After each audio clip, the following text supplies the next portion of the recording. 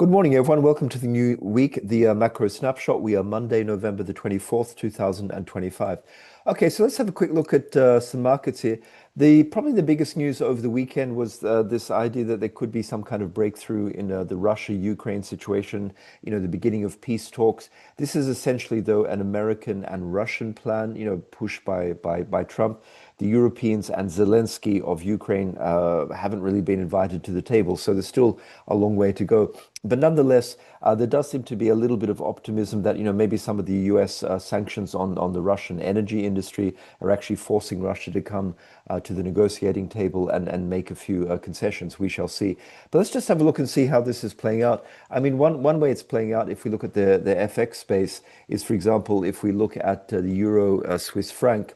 You can see that this sort of risk premium, and keep in mind that when Russia invaded Ukraine back in 2022, we can go all the way back here. If you look at euro Swiss franc, you can see that basically, again, going back a long way here, but this is basically when the invasion happened in sort of March of 22. You can see that historically, well, I want to say historically, since that time, over the last three years or so, that euro has fallen substantially against Swiss franc. Now, I'm not attributing all of that obviously to the situation in Ukraine. There's European lack of growth, inflation issues, everything like that. But the point is that was a heavy hit initially to the euro Swiss franc. And here we are all the way down here. And already we're starting to see signs of euro having a little bit of a bounce against the Swiss franc. Now, does this have more upside? It's possible. Other currencies where it's kind of interesting to look at that would be not as dramatic, but something like euro Polish zloty. And we know that the euro has actually fallen a little bit against the zloty here, and we can see here that the zloty is actually having a little bit of sort of strength, just because any peace benefit would really benefit sort of Eastern Europe and especially Poland. Having said that, we've got sort of inflation numbers and other kind of economic data coming up in Poland this week. So there are obviously internal issues. But in general, if you want to be playing that, something like euro long versus the Swiss franc, but maybe shorting the euro against something like the Polish zloty, which should outperform based on that sort of positivity. Let's see if it happens there. Just in terms of other stuff going on in Europe, it is kind of interesting just to think about what all this means. I want to have a look as well, just in terms of this sort of the potential for, if we do get some kind of peace talks happening. Let's look at the Brent crude, and of course this is more the Middle Eastern and European one. And you can see here the crude oil, especially here the Brent, is actually just trading very, very heavy. Look, it's all under its moving averages. But especially interesting is the TTF, which is sort of the benchmark European nat gas price. And you see that here, that's really sort of just tumbling and tumbling and tumbling. And again, pretty crazy if you go all the way back to 2022. And I know that's a bit extreme, but just for a little bit of historical context here, if we look at when the invasion happened, I mean, hold on, let's go all the way up here.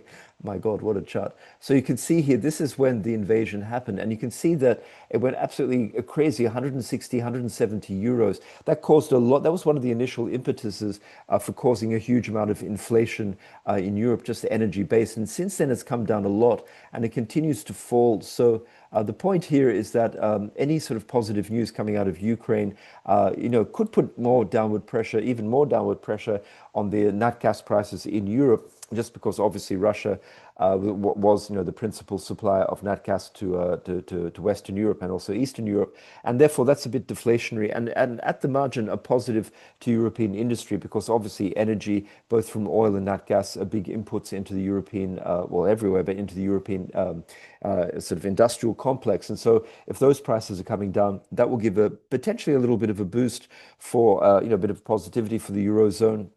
Also for the ECB, less inflationary pressures. That's a positive for the ECB, not having to worry about hiking rates in any shape or form.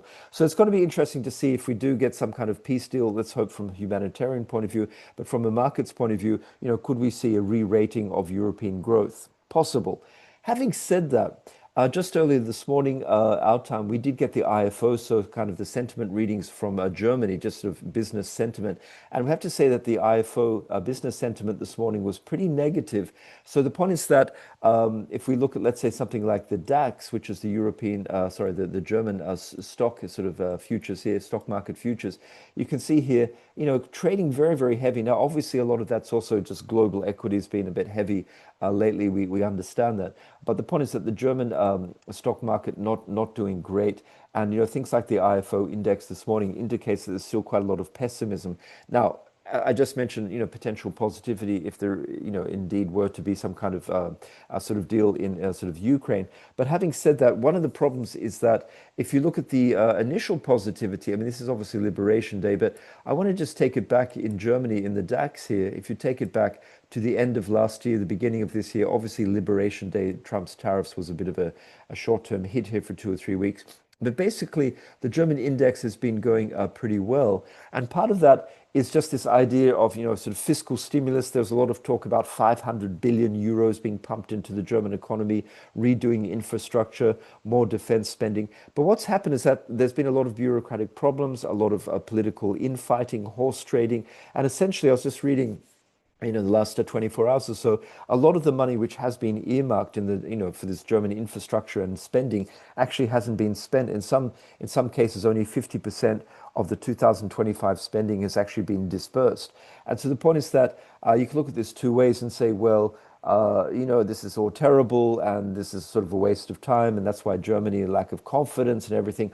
Or you could say, I saw a bit of analogy about sort of a ketchup bottle that you shake it and shake it and shake it, nothing happens, and suddenly, bloop, all of the ketchup sort of spurts all over your your food.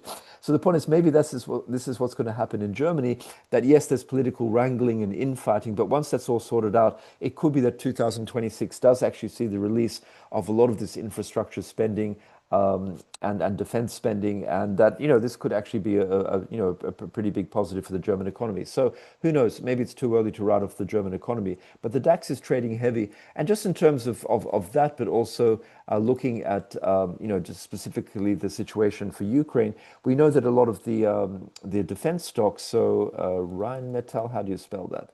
Uh, let's have a look and see if I can. Rhine, that'd be maybe Rhein, Rheinmetall. There you go. So if we look at something like Rheinmetall, which is the big German sort of arms manufacturer and defense manufacturer, you can see here this talk of a peace in Ukraine is really causing a big setback in some of these European defense stocks, such as BAE in the UK, also Leonardo in Italy, and here in Germany, Rheinmetall, you can see has come down a lot. So the point is that the defense sector in European space is definitely going to be sort of underperforming at this point. Maybe you want to be long luxury, short defense, not a bad thing in life in any case. But that's what's happening over there. So let's keep an eye out on that. Of course, it could be that, as I say, if the Ukraine situation does not improve and that a peace deal proves elusive and that the Germans do actually start to open the spigots a little bit on some of that money, we could start, things like Rheinmetall could actually be a pretty good buy on dip here if you believe that Germany's budget sort of over the medium term is in fact to spend more and in sort of pan-European as well. So that's an interesting one to looking at. That's an interesting entry point potentially here for dip buys. Okay, let's just look at a couple of currencies as well.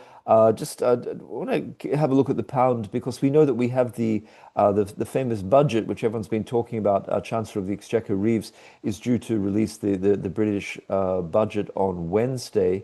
Let me just try and find the pound here. Where's my pound? Where is my pound? Here we go. And so the pound's actually been under sort of pressure, as you can see. There's sort of talk about, we've all seen that the 30-year yields and the 10-year yields in the UK have gone up substantially, like in Japan, but gone up substantially.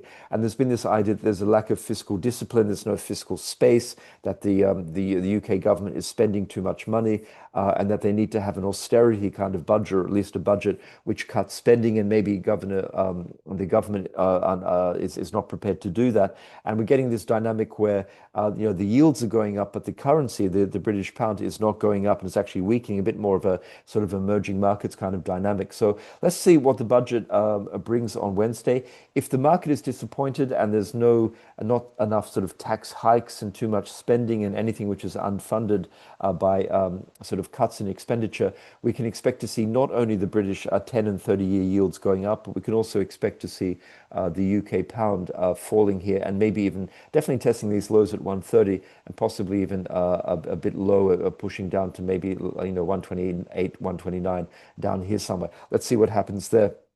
The final thing is just want to have a quick look here at the euro as well, just in general. Let's just see where the euro is trading.